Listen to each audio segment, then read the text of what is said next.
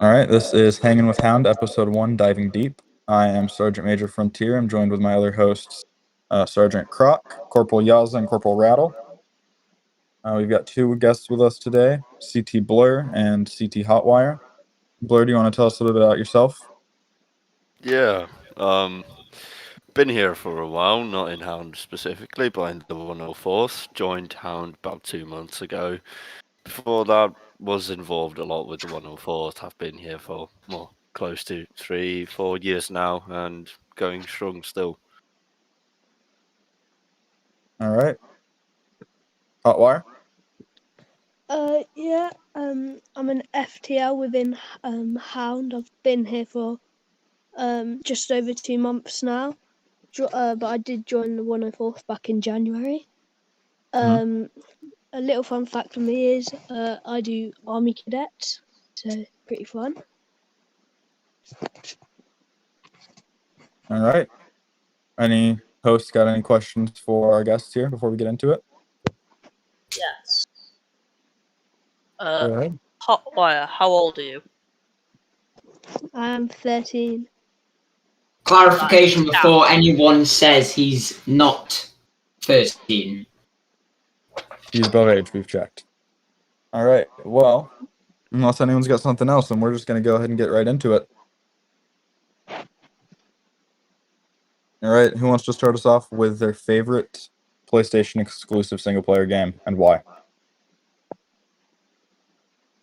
Blur?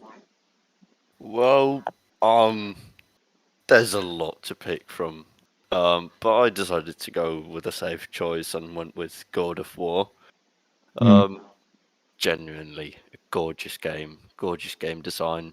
Love Greek mythology, love how it ties into it. Of course, there's some creativity thrown around, and it doesn't exactly follow all the Greek mythological facts, but in a sense, it's a really good game. I loved it. So Good. In response for you saying you like all the Greek facts, what do you think about the new God of War 2015 and God of War Ragnarok? Because that's more Norse mythology based and moves away from the Greek side. Oh, I loved it even more. Come from a Nordic country, Norse mythology, very in depth with it. Loved it. Loved the depiction of Odin and Thor specifically. Thor being this big power lifter, and Odin being this wise, thinner man with such power that you can't see it on the outside. Yeah. And he's other got the right than opinions. yeah, he does. Other than the Norse mythology aspects with the newer ones, what are your thoughts with the gameplay, the story arcs, and stuff like that? The gameplay, when it ran smooth, was really enjoyable. Though at times the bosses did get a little repetitive. You saw the same bosses come up over and over again. And this, I think, is a bit of a problem in single player games overall. They reuse the same models and same bosses all over and over again, and the game becomes more boring over time. Yeah, and especially with the Valkyries, with all of them being pretty much the same models, but with different combats. With the Exactly. different combat moves, and then the final one is just all of their combat moves put together, but with like 3 times the health. It's a fun challenge to go for with defeating all of them, obviously, but it is kind of repetitive because it's just that same thing, just in a different way. Yeah, See, definitely. I would say that this is probably the only problem that the game actually does have that's a major issue, and it was even rectified in Ragnarok.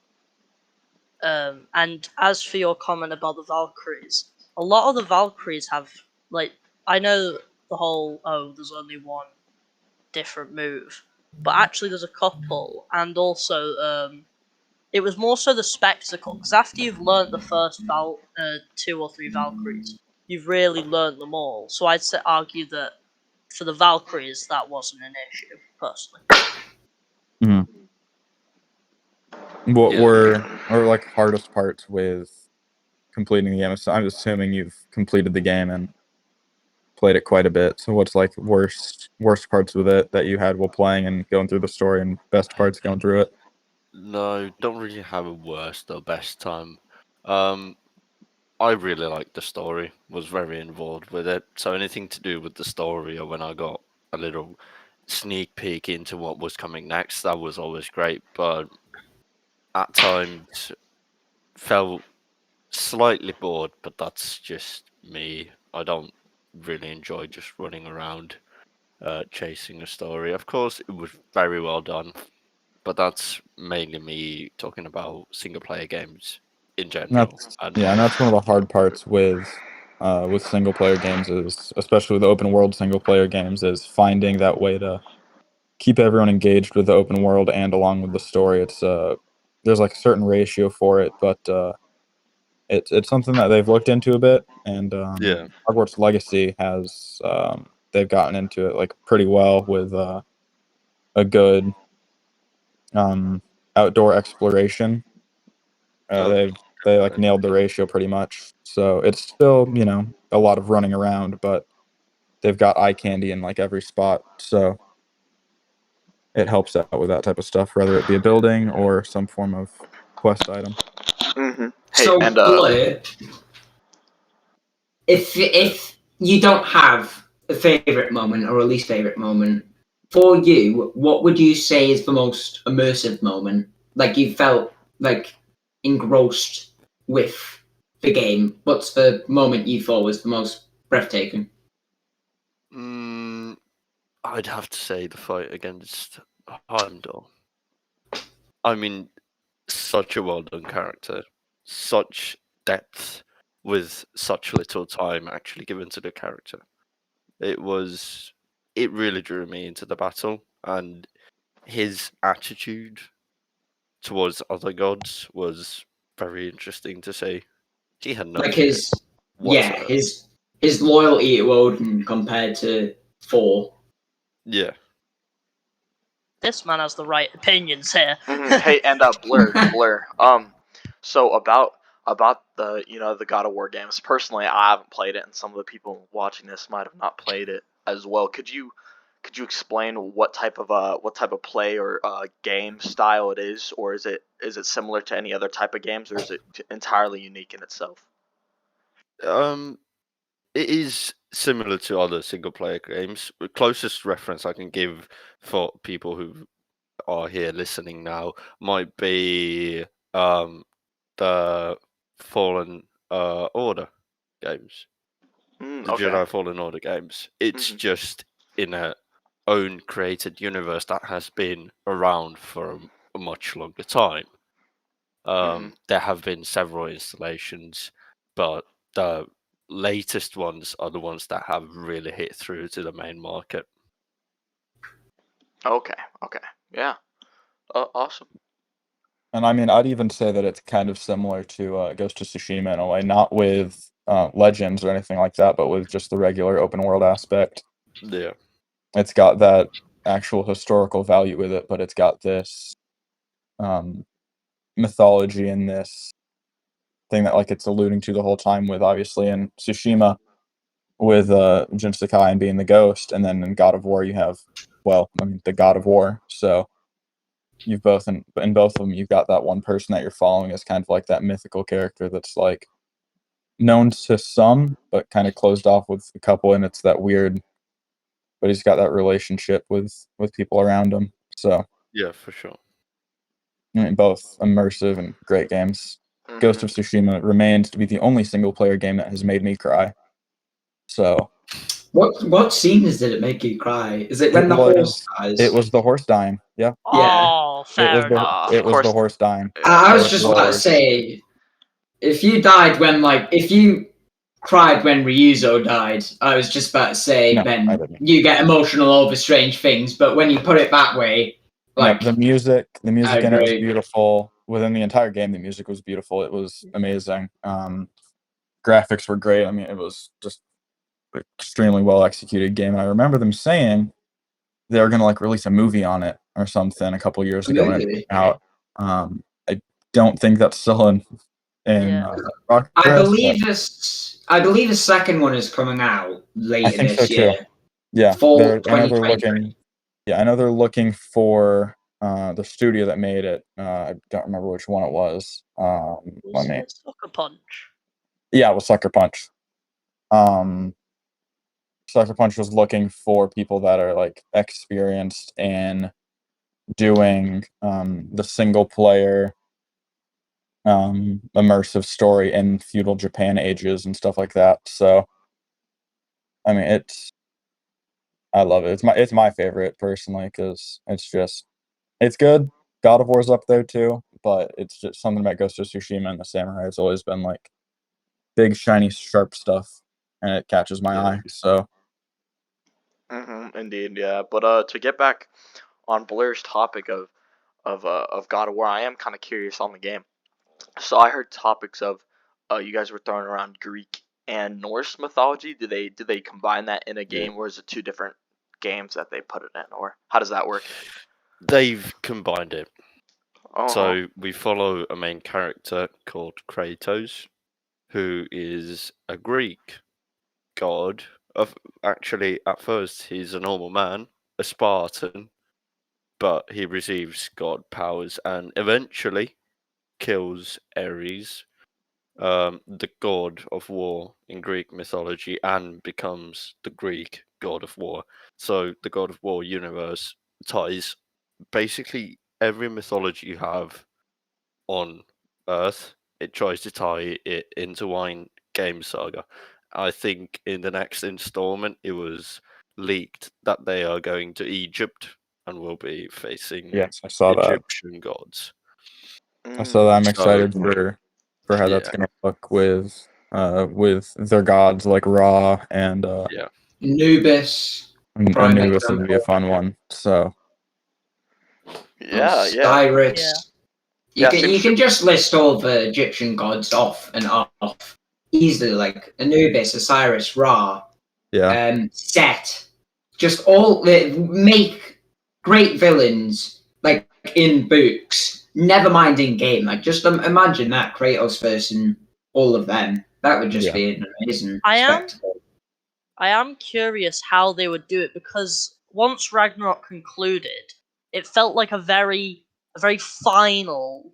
Like I am very excited to see how they're going to Yeah. change it, and also how long it will take. Because think about I it, mean- from like God of War 20, like God of War 3 to God of War 2018, it was like what 5 years, 5 or 6 years? 6 years. Yeah, Yeah, Yeah. it's said to be placed in the timeline between God of War and God of War Ragnarok. Really? So will the main character still be Kratos, or will it almost Yes. shift? Kratos will be the main character still. So So it's going to be almost a like prequel. a Yeah, That's going to be So- I'm interested. almost like a Rogue One to A New Hope in a way. yes, yeah. Okay. okay. But we have okay. not seen the Egyptian gods, so we have no way of knowing how it turns out. We know how New Hope turns out.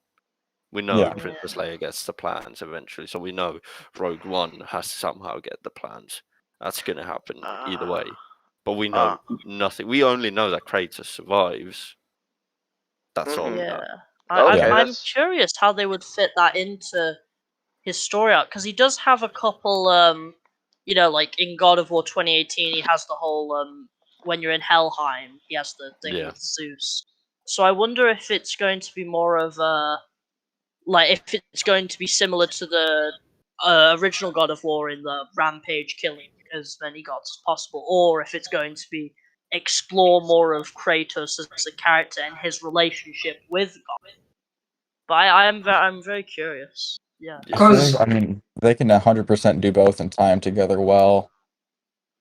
It's definitely something they could do. Oh, they could, but in the newer game, while you obviously did kill a lot of gods, it wasn't really the focus. In fact, I'm pretty sure Kratos was like, if I remember correctly, in Ragnarok, he's literally allied to more gods than he actually kills. He only ends up killing like Yeah.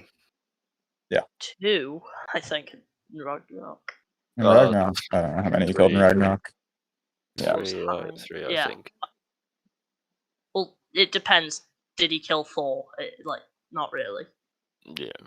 Yeah, because in 2018, he'd only killed Magni, killed Modi, and Balder, Balder. Magni, and Modi. Yeah. Yeah. So Well, Atreus did actually kill one of Oh the yeah, brothers. Atreus did kill Modi. Modi, yeah. Atreus Yeah. did kill Modi, Yeah, so but technically it was on 2. Yeah, but do we Mhm. count Ragnarok? Do we count Kratos killing Surtur? Well, no, he didn't kill Surtur because Surtur was just like Like, Surtur wasn't a god anyway; he was a fire giant. yeah. So he only killed Heimdall and I mean no, he didn't kill Odin either. We'll try and keep it as spoiler free as possible. But Yeah. yeah, he didn't Mm, really kill Odin. It was thingy, you know. Okay. He obliterated Heimdall. That's about it. Yeah. And Although another thing about Ragnarok, Sindri, like the side characters in Ragnarok, are Yeah. fantastic. Sindri literally made me bawl my eyes out. Like, yeah, that that's was like the newest Jedi Fallen, or is it Jedi Survivor game? Yeah. Jedi Survivor. well, that's too new. I've- That's too new. You can't spoil that. Wow. Don't spoil it, but you can talk No, about I it. would- Yeah. It's just that watch your tongue. that game was carried by the main character, Yeah. while Yeah. Thor That's- Ragnarok was not only Kratos but all the side characters as well. Oh yeah. You know, and that's Well- something that like a lot of Star Wars games will do is they kind of bank it on the one character. I mean, Yeah. it's really easy for a Star Wars game to bank something on Darth Vader or Obi-Wan or Yeah. Anakin. And I mean, you see them doing it a lot, and the games that they don't do that are normally the ones that are really good. And then when they struggle with that, it's kind of hit and miss. I mean, I hope they would do a what if version of Star Wars and we could see what would happen if Vader didn't go down the Vader path. If Anakin went with Obi-Wan to Utapau, it can go on for years. What if? Yeah. No, it wasn't even that. It's just if Qui-Gon wouldn't have died. Yeah. That's all it would have taken. But that's a If topic for a different Yeah. day, That's, folks. Yeah, But, that'll be another day. you know, that would get going A down good rabbit hole. question. Yeah. A good question for another time. Yeah, Yeah. indeed. But As our least favorite character said. yeah, but Blur back on the topic of of God of War. To finish it up, to wrap it up, do you have a favorite scene or a favorite moment inside of any of the God of War games? I have to say the favorite scene has to be when we first saw Thor in Ragnarok in the beginning of, and Odin himself in the beginning of God of War Ragnarok. Okay, was it just a perfect piece of was it kind of thematic, or was it more was it just pleasing to the eye type introduction to both of those characters? It was extremely pleasing to the eye, and that's the first when you saw the iteration they decided to go with. We all know the Marvel Thor, and everyone's familiar with Christian Hemsworth, and they're the Marvel Thor and Odin, and these were just completely two different characters or two different iterations. Like that's how the mythology sees Thor and Odin. That's something that I liked how they did, is actually used mythology's definition of Thor being a gluttonous and larger man, and not the ripped man with a six-pack and long blonde locks. Oh, and Thor's just like, don't discredit Thor as a character. It's he actually went through a really good arc in the game, and Thrud was also very good as a juxtaposition to Atreus, like blind loyalty, whereas Atreus was very rebellious. And like that's the thing God of War Ragnarok did perfectly in my eyes. As good as the first one was, like I didn't really have much attachment to the people, but especially like Sindri. When that happened, I was like, I can't imagine replaying the first God of War and not having the same attachment which I do with now Ragnarok. As an emotional game, I like, because if we think about like how good God of War was for us, imagine it being like a father playing this. It'd Yeah. be very good. But yeah, that's all I've Especially if you could get like a co-op with, you can get two people on the same one as Atreus one is. That would But be that's insane, that's another topic. That'd be a lot of fun. But Yeah. I think we should transition over to Hotwire for a little bit because I'm interested to see what game he likes off of PlayStation exclusive. So Hotwire, if you want to, can you touch on that? Yeah, it's definitely a hard question to think about. In general, I love the Spider-Man games. Okay. I can't wait for the new one coming out, the third one that's coming out soon. But my favorite one so far is the Miles Morales one. Obviously, I'm a big fan of Spider-Man. I've seen all the movies, and the thing I loved so much about the game was just like the scenery and like swinging around. New York City was just amazing. Yeah, and the lighting in it was great too. I mean, colors complemented each other great with all the purples and the yellows. It's not something you'd think about, but you put them together and it looks like it's a good looking game. Damn. Do you got a favorite? Do you got a favorite aspect of the game? Whether it's the web slinging mechanics, the combat, the scenery, swinging through New York City, the storyline. Like, what's your favorite aspect of the game? I love just swinging around New York City, man. Like sometimes I'll get onto my PlayStation, chill out and just swing around New York City. It's just Yeah, no, I've done that too.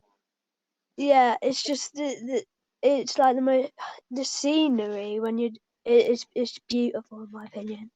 It is 100%. So I mean, I was attempting to 100% the first one. I didn't even try the second one. I played it, but I didn't try to 100% it. And I would just stop going for trophies because I would get too caught up in just slinging around and having fun. Yeah. Dang, that is.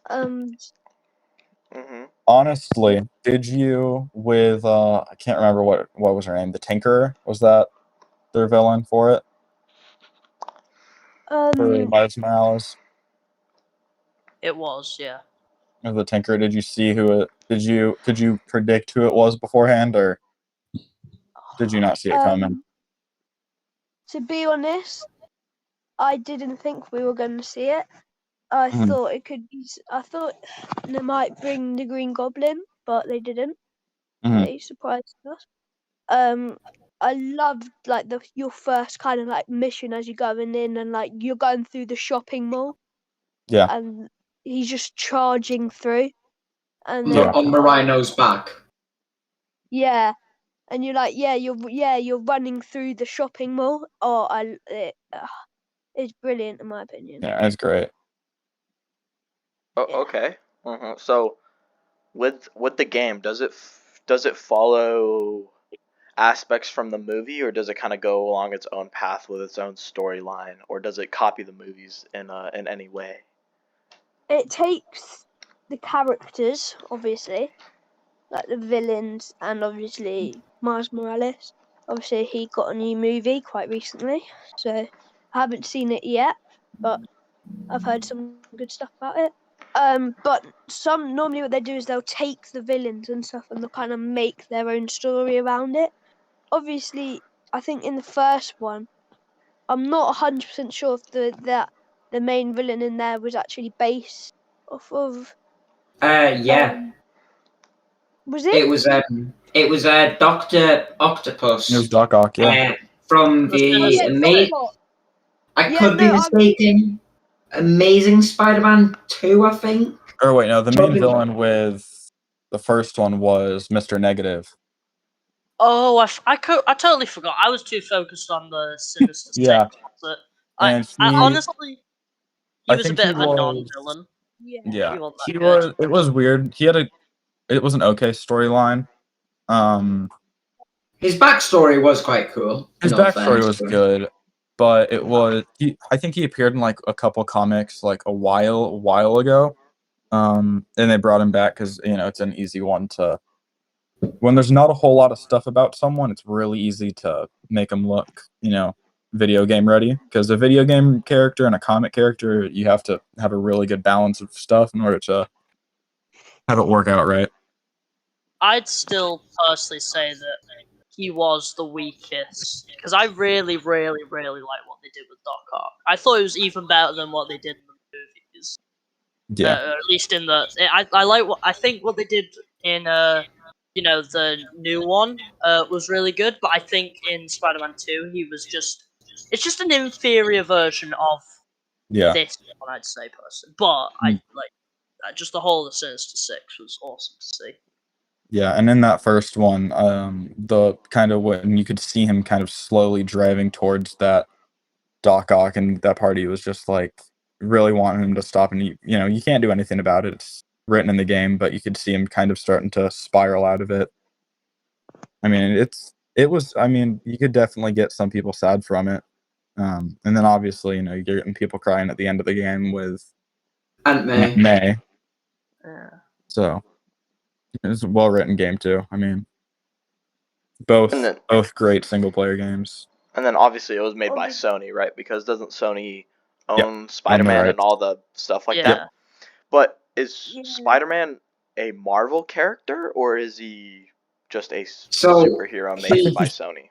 He is a Marvel character, but they own the license to be able to have him in a movie. But I think they somewhat have to pay for the villains, which are the antagonists in the movies or games. No, Okay. they own everything to do with Spider-Man. They don't own anything to do with the Marvel character because they originally buy them, they just didn't want to. Yeah. So with movies like Endgame and stuff like that, Disney had a contracted deal with how many movies they could have Spider-Man in. Because Sony owns all the rights with Spider-Man and the Spider-Verse and all that fun stuff. So I think he was like made for 6 movies, I want to say. So it's weird when you have a company owning a character that's in a universe that's owned by a different company. They both want money at the end of the day. So Yeah, 100%. I feel like that's a huge thing. Obviously, first for big names such as Spider-Man. But to wrap up Hotwire's section on Spider-Man Hotwire, can you tell me about your favorite moment, or like I asked Blur, your favorite aspect or your favorite moment of the game, whether it's like a cool fighting scene or just like a pleasing to the eye candy type of moment? I mean, I talked about it earlier, but that fighting scene when you're chasing down Rhino through the shopping mall and like everywhere he's going, he's just charging through the streets of New York, destroying everything in his path. I just thought that was brilliant. Okay. Yeah. Can you? Okay. I'm gonna And then ask obviously one final question before that, though. Before you cut it off, Croc. Mhm. Did you cry? I'll be on. No, I didn't actually. Okay. Interesting. There's certainly been other games Yeah. where, like Red Dead, for example. Yeah, bring a Red tear Dead was to the eye. beautiful game. This man is correct. Yeah, indeed. But yeah, those are 2 great games right there. I need to honestly myself play them. I haven't really touched any PS4 exclusive games or PlayStation exclusive games. But if you're fast, you can still, I think, get some of the game catalog. I know it's got Ghost of Tsushima and 2018 God of War. 2018 comes with PlayStation. I think it's just included. Like I think because it's with like PS4 Games of the Year catalog or something like that. Oh, okay, interesting. Yeah, I need to go touch on that. If you look when you're done to see if when we're done with this, to see if you can still get them for free, because I know that they were cutting them soon, but I don't remember quite when. Okay. I'm pretty sure it's after the summer they're doing it. If I remember. It might be. I'll check. Okay, but that two awesome games, but I'm kind of gonna, force push us into a another section. But before we get into our next section, uh, Blur, I know that you are a reserve lieutenant in the Finnish army, correct? Yes. Could you tell us a little bit about your service time inside of the Finnish military? Anything in particular you'd like to know? Just If Anything that is interesting and doesn't get you wanted by the military. yeah, pretty much. that narrows it down quite a bit. There are a few good stories I could tell, but I think that would make like 30 minutes on its own. Mhm. So I think I might want to leave that for another time at this Mhm. point. And yeah, I get you. Yeah. Do you? So is there any short stories, or do you have like what's one of the? Is there a thing that normal or people outside of the military won't really understand? Is it like how we see in movies and TV about the normal military and how they Oh, operate, or? you see such a small part of it. It's the best way my mate described it was to me when I was getting ready was it's like a big playground.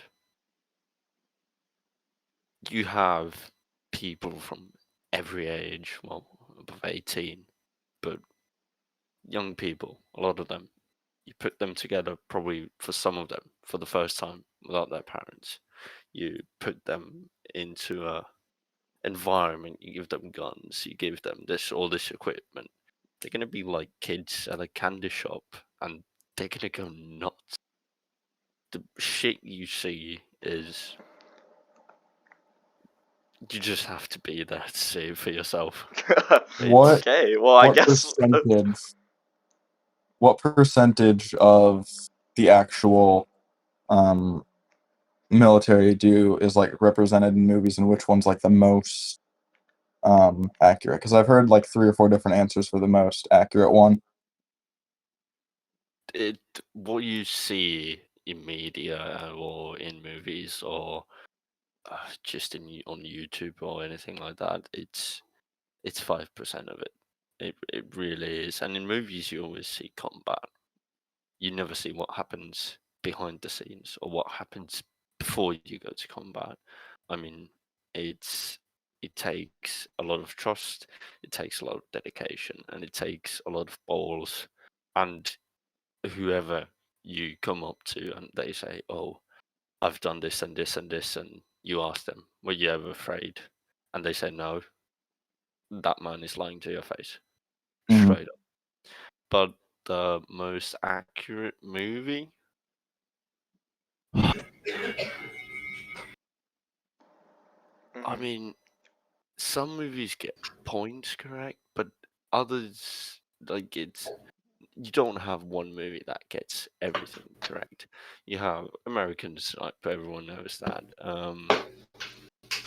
A bunch of unrealistic stuff, but a lot of realistic stuff too. Same with 13 Hours or um, Black Hawk Down. A lot of good stuff, a lot of negatives too. It's hard to pick one that is the most realistic. Um, yeah, it's difficult to pick one really. I don't think Yeah. I can have a correct answer to that. Every Mhm. movie is different, and every movie gets something correct. Yeah, 100%. It's really like they'll get something wrong and then something completely right type of thing, Yeah, and okay, yeah, and then so it's uh-huh. it's one of those things you have to experience for yourself to understand. Okay, yeah, that makes 100% sense. So, being in your time in the military, I'm guessing you've seen some thought-provoking things. Yes, to say So the least. would you have any? I guess you would call them like conspiracy theories that have popped up in your mind about anything. Relating to my nation's military, no. Overall, Yes. Could you emphasize on that? Yeah. One of my biggest things is how this world we live in is run these days, or how it operates and how the clocks turn. I mean, I've said this before in VCs. Let's take a look at two nations. You have something like China. We know they are shady as shit. That's a known fact. Then you look at the US. Sorry for those who are American. You lot are shady, but you're discreet with it. And it's scary as shit. Like, there's so much the normal citizen doesn't know or never will find out. So much information doesn't make the news. The news these days are so regulated and so well watched that the word free media doesn't actually mean anything, in my opinion. So, It's mhm. money, everything. There's Um, just something at work that we normal people can't see. do you have a thought or like an idea of what that thing is? Well, I'm guessing it would be uncomprehendable to the human mind, but Well, I think there's a select elite running the world. I'm not saying it's. Some people think it's one family or one group of people. I think it's a large group of people, and it's not like this is the first time something like this has happened. If we look back at history, we have many instances where secret organizations have run the world. We have the Templars is the biggest example I can give. They ran the whole of the Christian Europe through financial aid and through connections. They ran everything. They were the ones actually in power instead of the kings or popes that you so often hear about making these choices. There was Oh, always a Templar or the influence of the Templars under there. interesting. So, I don't know if you ever heard about this, but I think it's called it's something to do in the Redwood Forest, Yosemite National Park in California. Is that Yeah, there's this theory? I'm sure you've heard of it. There's a big meeting of all the elites in the yeah, world, prime ministers, presidents, yeah. leaders, all that stuff. So, do you think that Oh, there's a huge elite led by the presidents, the prime ministers, Um, all the big, generals, popes, all that, or do you think uh, something else? Yeah, can I Yoza. ask, is that the one with the owl? Yeah, something with that. Like I yeah, remember there's like Yeah. a yeah. few U.S. presidents that went. Yeah, so like, do you think I mean, it's being run by something like that, or do you think it's something entirely different? it's hard to say, man. Well, let's start off with just basic human needs. You're being listened to 24/7, and you're accepting that. Think about it for a moment. Mm-hmm. You have devices that are listening to you, and you know that they are listening to you, and in your mind, you're completely fine with that.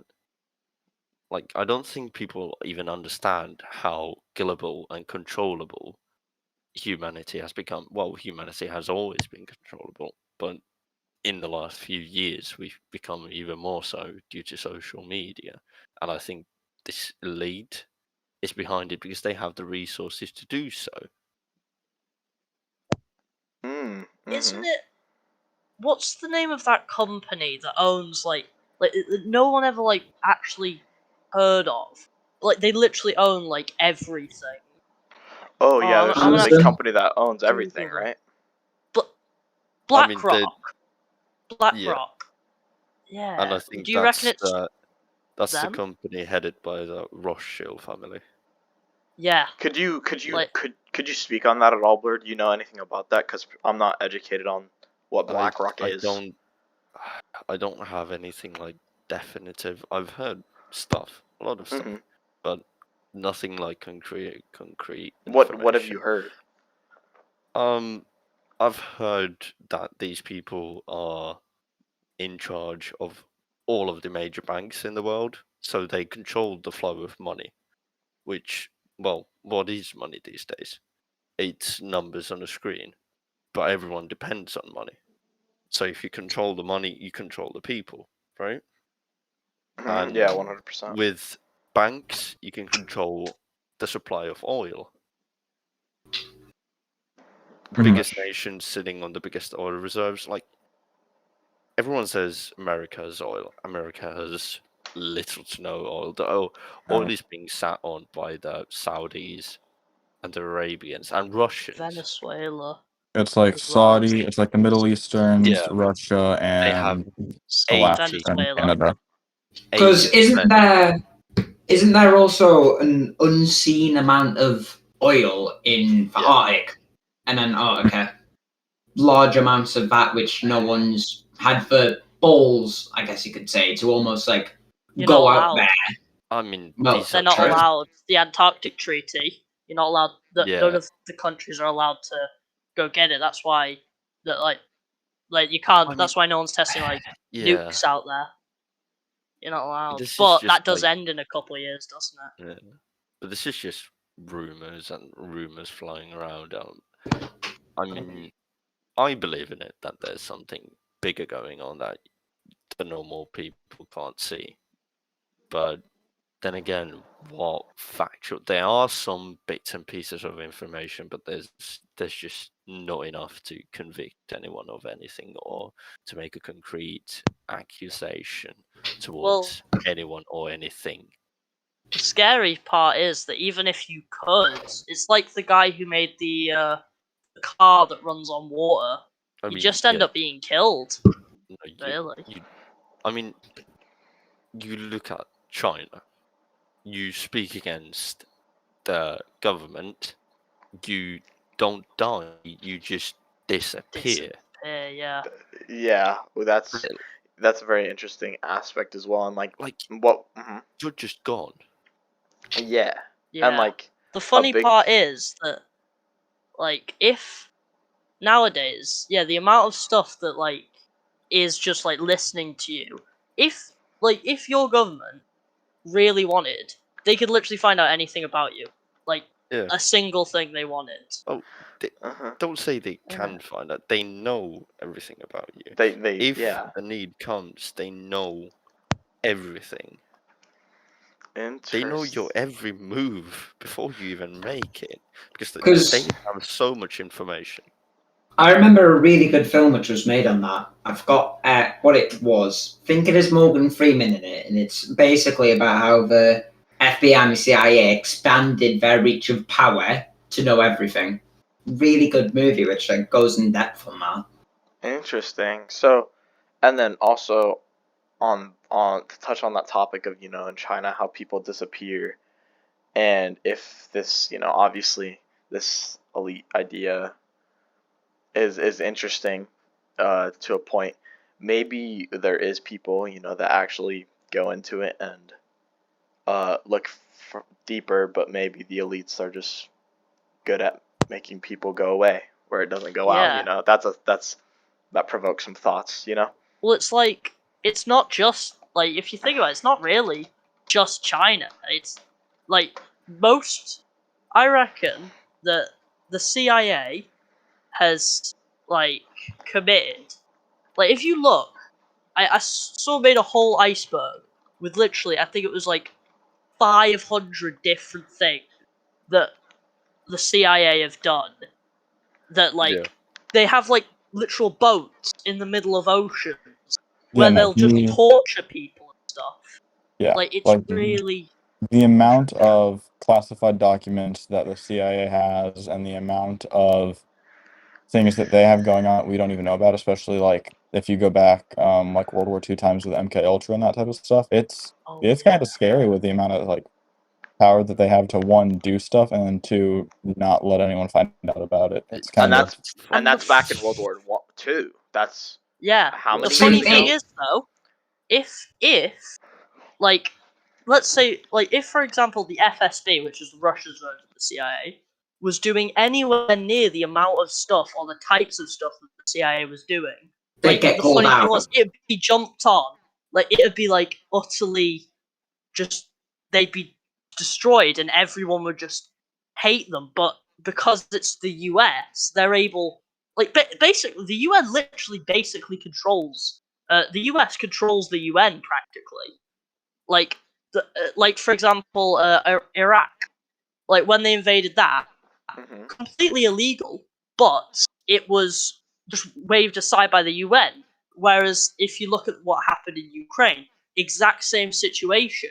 Yet Same thing Russia's with getting all these sanctions. same It's thing really with like, same thing with Operation Rolling Thunder in oh Vietnam. yeah, Like with like, especially with Agent Orange, like completely swept under the radar. When it was only released at the very end, I believe. yeah, it's like crazy how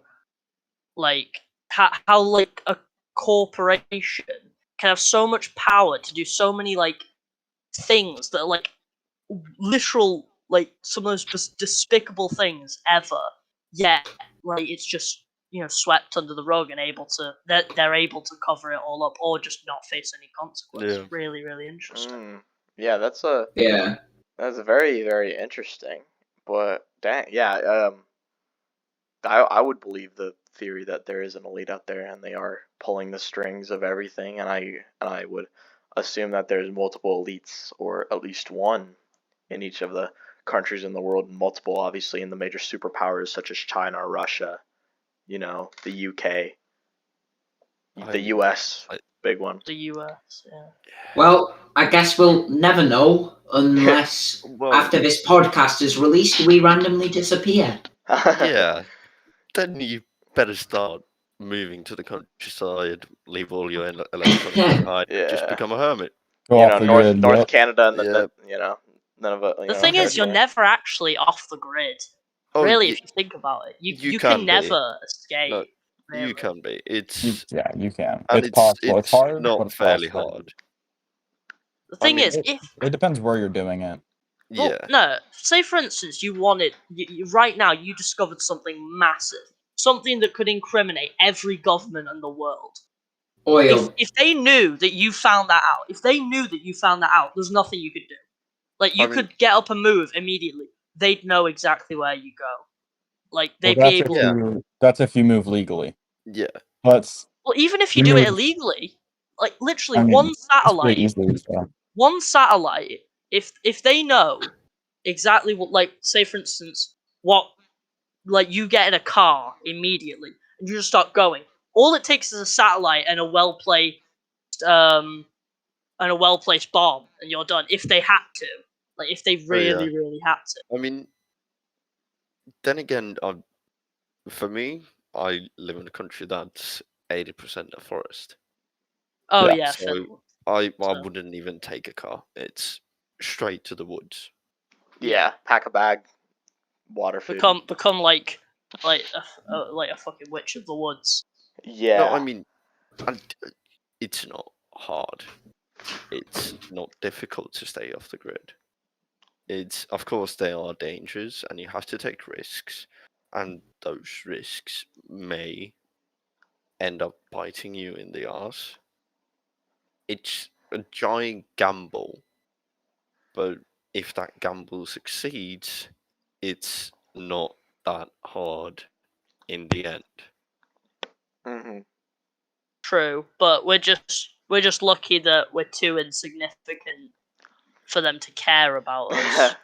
They've got bigger problems on their plate right now. Yeah, than watching what obviously they are watching, but like caring about what the average person is doing. Yeah, you never know. You never know. So to reduce the risk of us getting for us disappearing one day, how about we move on to Hotwire?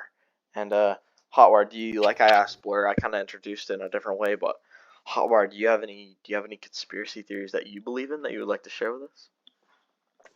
I know of quite a few conspiracy theories. Mm-hmm. Not all of them I believe in. Can you But tell me? one that does, one that keeps me thinking all the time is I saw this theory that we're all dead. That life that we have now is just a flashback. But time works differently. So obviously, you've heard things that when you die, your life flashes before your eyes. Mm-hmm.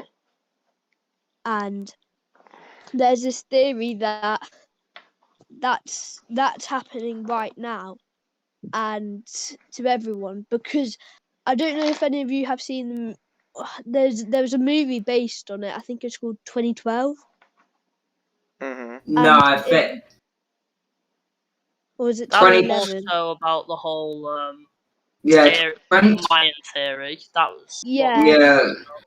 yeah, That was the thing that we would all die on that year. Something would happen. Anyways, the Oh. movie's based of that thing actually happening. Yeah. And the theory is that did happen, and now we're all having our life flash back before our eyes. As you know, when you dream, time works a bit differently when you're Yeah. dreaming. And the theory is that obviously time is working at such like a slow rate that we're all like life is just flashing before our eyes. That's But interesting. the So thing what is you're that Go ahead. see the thing with that theory that we all died in like 2012.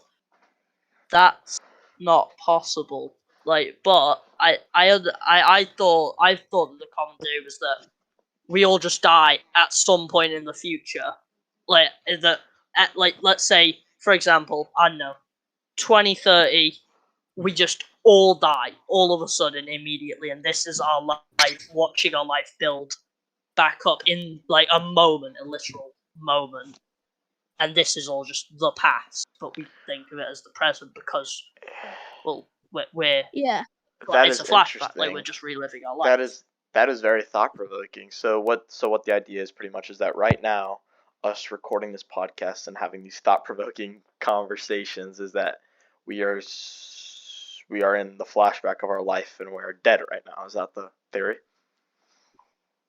Correct? Yeah. Dang, that is, oh my goodness. And then the It gets 2012 doesn't it? thing you guys were talking about? Yeah. Yeah, kind of like so. Are you aware with? I think isn't it the Mayans? They had like this. Mayan. Yeah, it was like that. We would all die at this date, and it was 2011. Anyways, Uh-huh. It was their Mayan calendar had stopped. Yeah. On. Yeah, I do like that. I did like that whole theory. It's funny watching back like old YouTube videos. But the reality was with the whole mind thing is that at some point you run out of stone. You can't keep making calendars forever. So like you run out of stone. So they stop making calendars past 2012. And there isn't actually any evidence of Mayans themselves like saying that they thought that they were going to end. It was I believe the conquistadors or something else, some other European power who came in, found these, and then interpreted them as, oh, we're all going to end in 2012. I believe so, at least. I'm Or not entirely it could just sure. be the end of it's as far as their calendar went, and we're just Yeah, looking into that's it the too reality. much type of thing. Ah, That- okay. Yeah, the reality is that just you can't. That It's got to end at some point. Like they had finite resources that they had better things to use them with.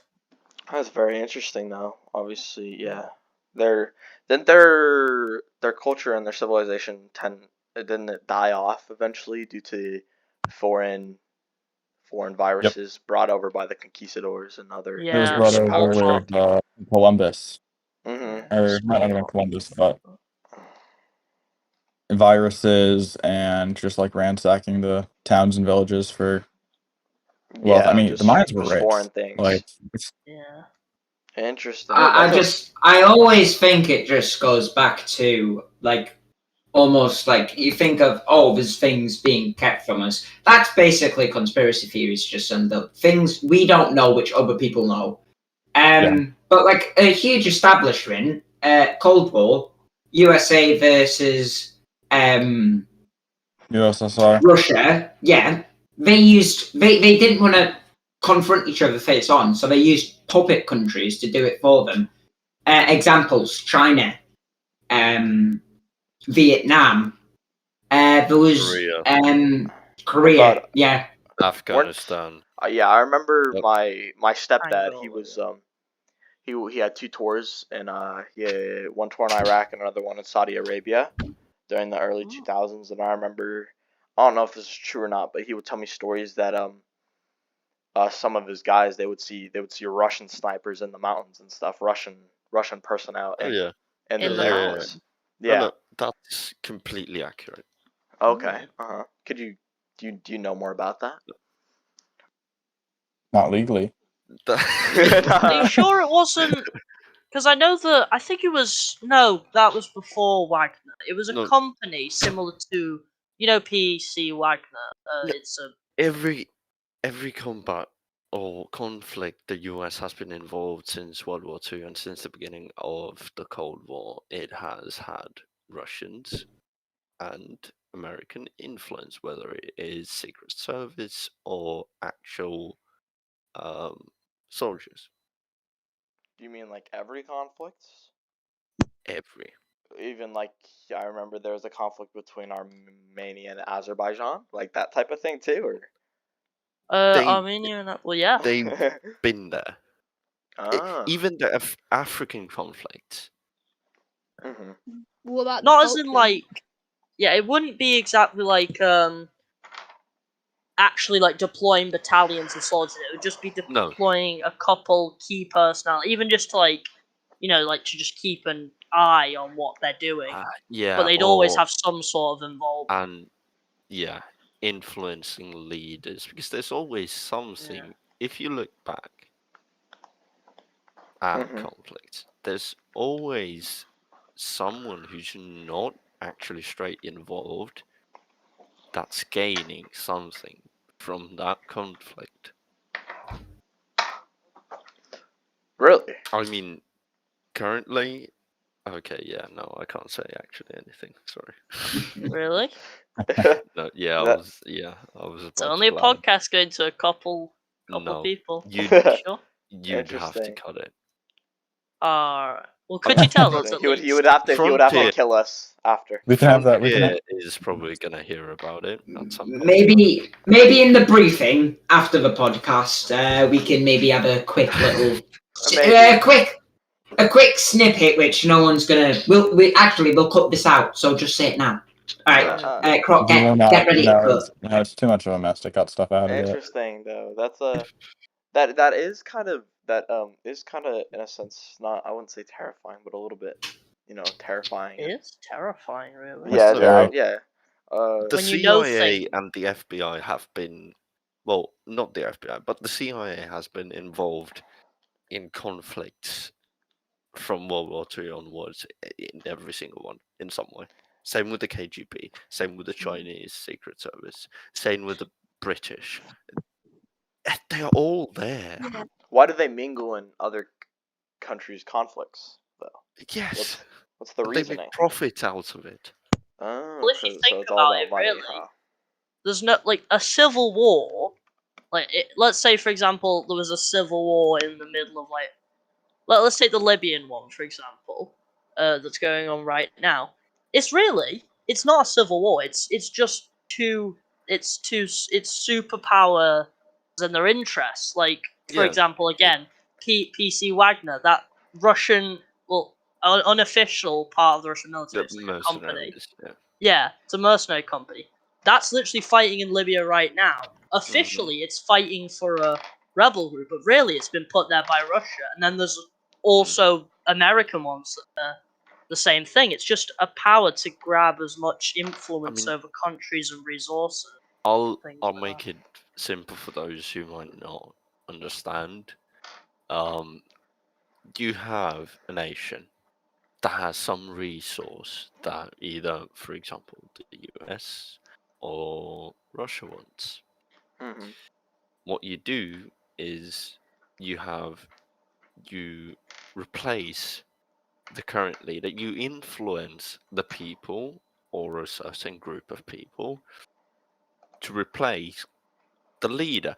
this happened in this is the most recorded thing is Afghanistan. You had the Mujahideen, butchered the name, but Mujahideen. yeah, Mhm. you had the freedom fighters. They were backed by Americans to fight off the Russians out of Afghan. What happened next was that they became the Taliban. So now the sphere of influence is from Russia, and Russia is backing the Taliban, and the Taliban is fighting the US. And the Taliban have Russian military equipment, yeah? At first, they had American. Because, yeah. It's like If you look at Afghans fighting the Russians, you will see that they have loads of M16s and American weaponry. And CIA was training them. And those same trained soldiers fought against the CIA and Americans in the Afghan war.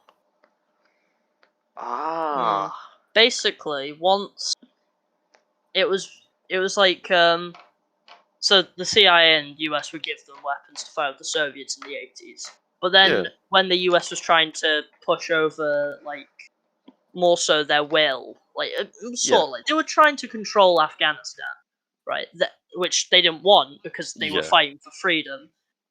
Basically, then the Americans, which I won't go into too much, but like the whole, like they use like things like 9/11 and other terrorist attacks as an excuse to go invade like Iraq and Afghanistan.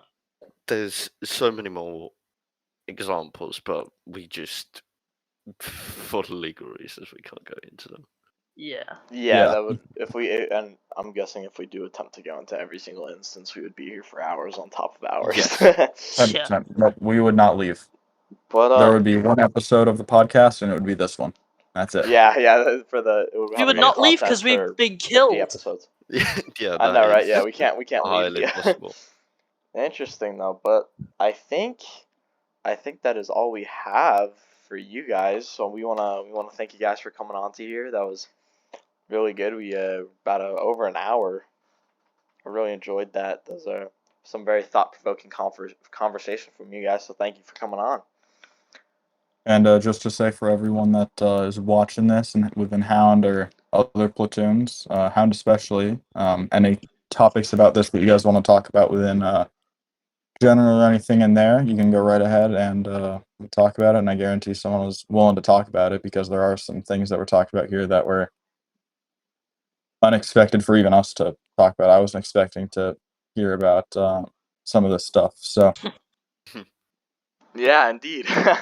But yeah, thank you guys for tuning into our podcast. It was hope you guys a pleasure. see you. Yeah. Thank you, Blur, for coming on. Thank you, Hotwire. It was good having you guys on. Yeah. Our next make sure you you like up this video, you subscribe to the Hound Platoon YouTube channel, and we'll get another podcast video out. Yeah, it's Hangin with Hound, and after the CIA are done with us, we'll be hanging. Yep. God Christ.